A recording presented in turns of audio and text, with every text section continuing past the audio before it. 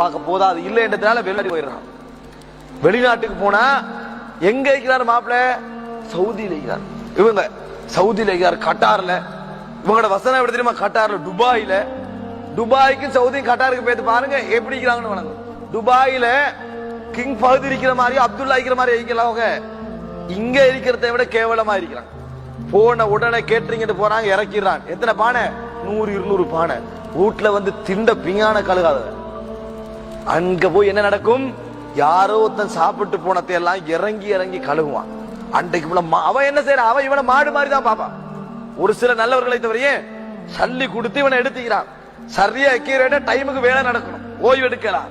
இவன் தன்னை உருகி தண்ட நாட்டை நினைச்சு, தண்ட ஊரை நினைச்சு, தண்ட மனைவியை நினைச்சு, தண்ட பிள்ளைகளை நினைச்சு உருகி உருகி தான் அந்த வேலையெல்லாம் செய்வான். அந்த வேலையை எல்லாம் செஞ்சு கஷ்டப்பட்டு கண்ணீர் வடிச்சு அதை முடியுது இது முடியாது என்னது திருப்பி திருப்பி வேலை. ஆறுதலுக்கு யாரும் இல்ல. குடும்ப உறவுகள் இருக்குதா? இல்ல. நான தம்பி மாதிரி இருக்கிறாங்களா? இல்ல. மனைவி இருக்கிறாவா? இல்ல. பிள்ளைக்கிறா? ஒண்ணும் இல்ல. இவன் கஷ்டப்பட்டு உழைச்சி அதுல என்னமெல்லாம் நடந்து ரூம் போடுவா.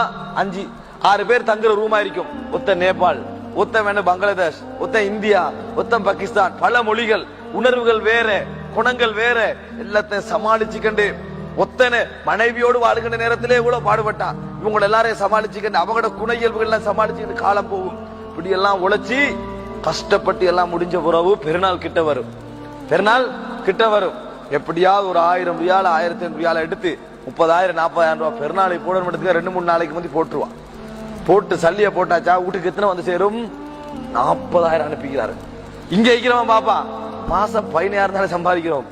அனுப்புறான் 40,000, 60,000, 80,000, 90,000. கடல் மாதிரி கொட்டுது போல. இங்க இதுங்க என்னது அங்க கொட்டுது போலக்கு.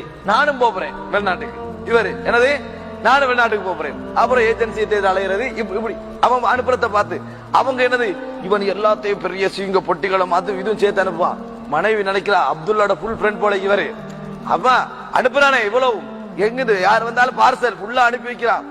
எல்லாம் முடிஞ்சு பெருநாளைக்கு மனைவி குந்திட்டீங்க. இப்ப அவன் என்ன செய்யறான்? எல்லாம் அனுப்பி முடிஞ்சு அவன் என்னத்துக்கு பெருநாளோட கொடுக்க? யாரோட போய் சலாம் சொல்லவன்? இவங்களோட பேத்து பேச, இவங்களோட உறவாட ஒத்துறீங்களாங்க. அங்க யாரும் இல்ல. எல்லாம் முடிச்சிட்டு பெருநாள் காலையில எல்லா பங்காளிகள் அவரோட முகத்தை பார்த்துக்கிட்டு நம்மளோட பிள்ளைகள் சந்தோஷமா ஆகிக்கிறாங்க போல பாப்போம். எடுத்துக்கிட்டு மனைவி இவ்வளவு சல்லி அனுப்பிக்கிறான். ஒரு 1000 ரூபாய் போட்டு கோலண்டை எடு. என்ன கோல் வரங்காட்டு பாத்துருக்கிறாங்களா? வெளிநாட்டுல இருந்து கோல் வரங்காட்டு பாத்துருக்கிறாங்களா? இவ அப்படி கோல் எடுக்கிறா, இவ திருப்பி எடுக்க மாட்டான். 2 நாள் 3 நாள் பிறகு திருப்பி ஒரு கோல். என்ன நீங்க எடுக்கல? என்ன நீங்க கோல் எடுக்கல? அவனும் குறை சொல்ல மாட்டான். டைம் இருக்கல, சல்லி இருக்கல. அப்படியா? இவனுக்கு எவ்வளவு கண்ணீர். அவன் எல்லாத்தையும் மனைவியோட போய் சந்தோஷமா இருக்கிறீங்களா? உள்ள சந்தோஷமா இருக்குதா?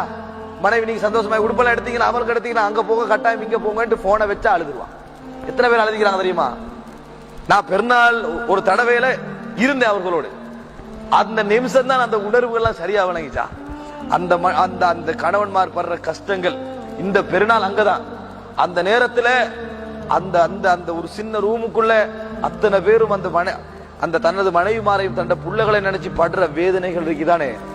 அது வெளிநாட்டு வாழ்க்கை என்ற தன்னை குடும்பத்தை விட்டு இங்கிருந்து ரொட்டி திண்டோட வாழ்றது மிகச் சிறந்தது. சகோதரர்களே, தட்டமாற கோல் எடுத்துக்கண்டு காலையில பகலையில நைட்ல அது கிடைச்சிச்சா இது கிடைச்சா உடுத்துட்டீங்களான்னு அந்த அளவுக்கு வேதனைகள், கண்ணீர், குடும்பத்தை நினைச்சே கண்ணீர். இன்னும் சொல்லுவாங்க எப்படி தெரியுமா?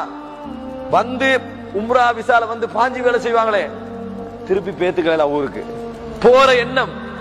உம்மாட்ட போகணும், மனைவிட்ட போகணும், குழந்தைகளை பார்க்கணும் என்ற எண்ணம். போயலாம் போகல. என்ன அகப்படணும்?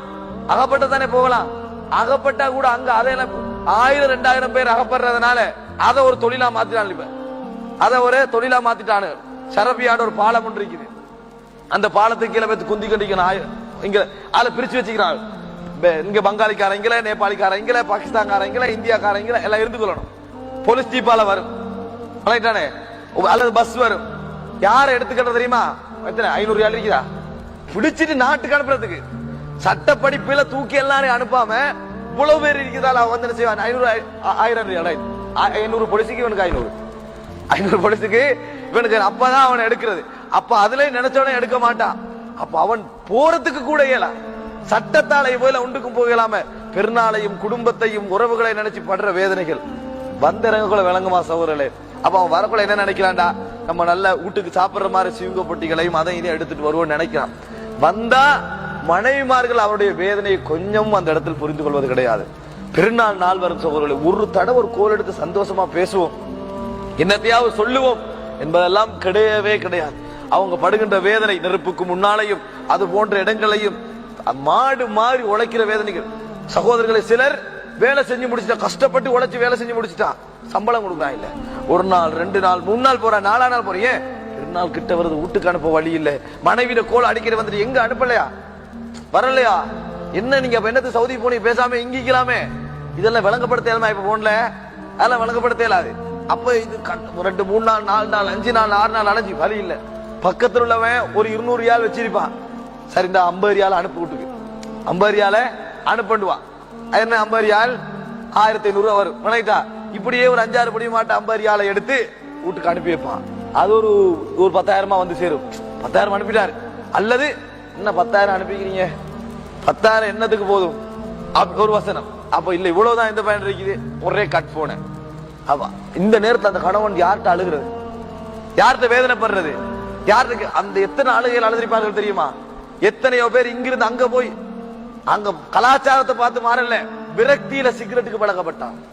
வேற வழி இல்ல சிகரெட்டை ஊய் தள்ளுறான், வேற வழி இல்ல படம் சீடி, வேற வழி இல்ல சேனல்கள்ல நியாயப்படுத்தல. ஆனால் ஆறுதல்கள், விரக்தியான வாழ்க்கை நம்ம யார்கிட்ட சொல்ல என்ற கேள்விகளால் மாறி போயிருப்பதை பார்க்கிறோம். மாறி போயிருப்பது இளைஞர்கள் 25, 28, 29, 30 வயசுல உள்ளவர்கள்.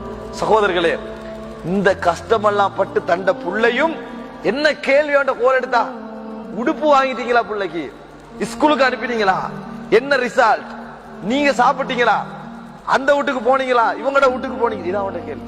இந்த சந்தோஷத்துக்கு அவன் பேசிக்கிறான், அவ்வளவுதான்.